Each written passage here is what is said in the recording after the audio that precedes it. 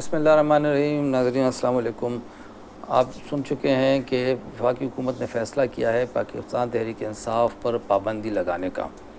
اور اس کے لیے پریس کانفرنس کی جا چکی ہے، تفصیلات سامنے آ چکی ہیں۔ اب دیکھنا یہ ہے کہ پابندی لگانے کا فیصلہ امپلیمنٹ ہوتا ہے کہ نہیں ہوتا۔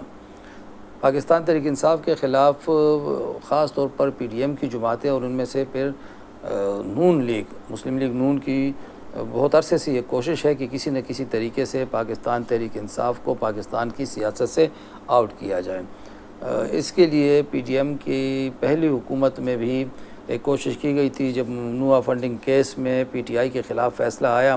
تو یہ اعلان کیا گیا تھا کہ پی ٹی آئی پر پابندی لگانے کے لیے سپریم کورٹ سے رجوع کیا جائے گا، اور غالباً کوئی کیس بھی وہاں پہ دائر کیا گیا ہے جس کا ابھی تک کچھ پتہ نہیں چل سکا، اور نہ پھر حکومت نے اس میں دلچسپی لی۔ پھر شاید مسلم لیگ نون کا یہ خیال تھا کہ الیکشن میں پی ٹی آئی کا صفایا ہو جائے گا، کیونکہ اس سے پہلے جس طریقے سے گرفتاریاں ہوئیں، پریس کانفرنسز ہوئیں، جس طریقے سے امیدواروں سے کاغذات چھینے گئے، جس طریقے سے جلسے الٹائے گئے، لیکن جب یہ حربہ بھی کارگر ثابت نہیں ہو سکا تو اب ایک مرتبہ پھر مسلم لیگ نون کی حکومت کو یہ خیال آیا ہے کہ پاکستان تحریک انصاف تو ایک ملک دشمن جماعت ہے۔ چنانچہ یہ خیال تب آیا جب ایک 2 روز قبل ہی سپریم کورٹ نے فیصلہ کرتے ہوئے مخصوص نشستیں پاکستان تحریک انصاف کو دینے اور ساتھ ہی پاکستان تحریک انصاف کو پارلیمنٹ میں ان ہونے کی اجازت دے دی اس فیصلے کے تحت۔ اس فیصلے کے بعد حکومت کی طرف سے ایک بار پھر جارحانہ رویہ اختیار کرتے ہوئے اب یہ اعلان کیا گیا ہے کہ پاکستان تحریک انصاف کو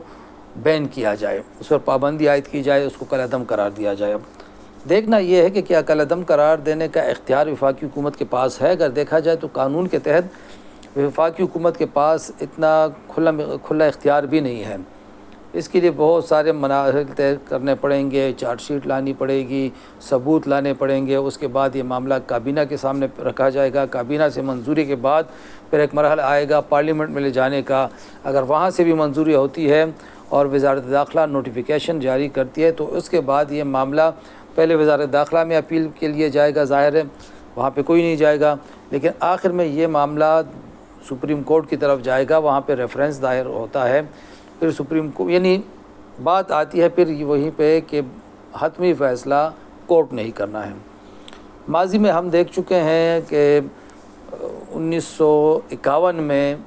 پہلی مرتبہ پاکستان میں کسی جماعت پر پابندی لگی تھی، اور وہ کمیونسٹ پارٹی تھی، اور کمیونسٹ پارٹی پر الزام عائد کیا گیا کہ بغاوت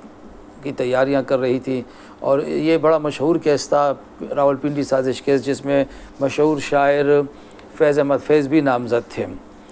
کمیونسٹ پارٹی کالعدم قرار پائی، اس کے 3000 اراکین پر پابندی عائد ہوئیں، پارٹی ختم ہوئی۔ اس کے بعد 1971 میں نیشنل عوامی پارٹی پر پہلی مرتبہ پابندی عائد ہوئی یحییٰ خان کے دور میں، جو پھر جلدی اٹھا لی گئی، اور اس کے بعد 1975 میں حیات شرپاؤ کے قتل کے بعد حیات شرپاؤ کے قتل کے الزام میں اس پارٹی کو خلاف قانون قرار دیتے ہوئے اس پر پابندی عائد کی گئی، اور اس معاملے میں بھی ذوالفقار علی بھٹو کی حکومت نے اتنی جلد بازی کی کہ جس دن حیات شرپاؤ قتل ہوئے تو اگلے روز ہی قومی اسمبلی سے 2 بلوں کی منظوری حاصل کی گئی، جس کے تحت وفاقی حکومت کو اختیار مل گیا کہ ایم این ایز کو کسی بھی وقت گرفتار کیا جا سکتا ہے۔ ظاہر ولی خان کی گرفتاری کے لیے پروگرام تھا، اور ان کی پارٹی کے دیگر اراکین کے لیے، اور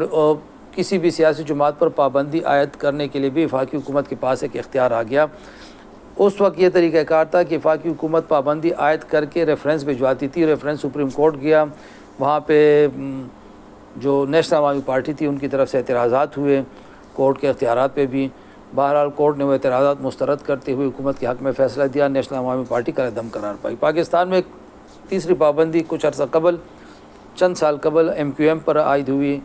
جس کو ایم کیو ایم لندن، اس پر عائد ہوئی۔ اس کے علاوہ بہت سی دینی جماعتیں، دینی تنظیمیں اکثر کالعدم قرار پاتی رہی ہیں، لیکن یہ اب کسی چھوٹی تنظیم کا معاملہ نہیں ہے، یہ اس وقت ملک کی سب سے بڑی جماعت کا معاملہ ہے جس نے سب سے زیادہ ووٹ لیے ہوئے ہیں۔ دیکھنا یہ ہے کہ خوف کسے ہے، خطرہ کسے ہے، اور مسائل کیسے ہیں۔ ظاہر ہے کہ سپریم کورٹ کے فیصلے کے بعد جو ہمیں یہ لگ رہا ہے کہ پاکستان تحریک انصاف کو ایک اخلاقی برتری حاصل ہو چکی ہے۔ ساتھ میں مولانا فضل الرحمان بھی سپریم کورٹ کے فیصلے کی حمایت کر چکے ہیں، جس کے بعد مسلم لیگ نون کا ہم اس کو گھبراہٹ کہہ سکتے ہیں، کچھ بھی کہہ سکتے ہیں، وہ فطری امر ہے۔ لیکن دلچسپ امر یہ ہے کہ اس کی سب سے بڑی حلیف جماعت پیپلز پارٹی نے واضح کیا ہے کہ وہ کسی بھی جماعت پر پابندی لگانے کے حق میں نہیں ہے۔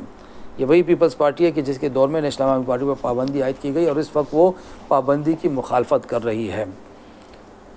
وفاقی حکومت نے اعلان کر دیا ہے، دیکھتے ہیں کہ کتنے دنوں میں معاملات آگے بڑھتے ہیں۔ ایک مرتبہ پھر سیاسی تناؤ میں اضافہ ہوگا، ایک مرتبہ پھر کورٹ کچہری کے معاملات تیز ہوں گے۔ ظاہر ہے کہ یہ ساری چیزیں ملک میں عدم استحکام کا باعث بنیں گی، اور جب عدم استحکام آئے گا تو معیشت کا پہیہ رکے گا، اور جب معیشت کا پہیہ رکے گا مہنگائی بڑھے گی تو بے چینی بڑھے گی، اور بے چینی بڑھے گی تو سب سے زیادہ نقصان پھر اپوزیشن کا نہیں، حکومت کا ہوگا۔ حکومت کو اس حوالے سے ضرور سوچنا چاہیے۔ خدا حافظ۔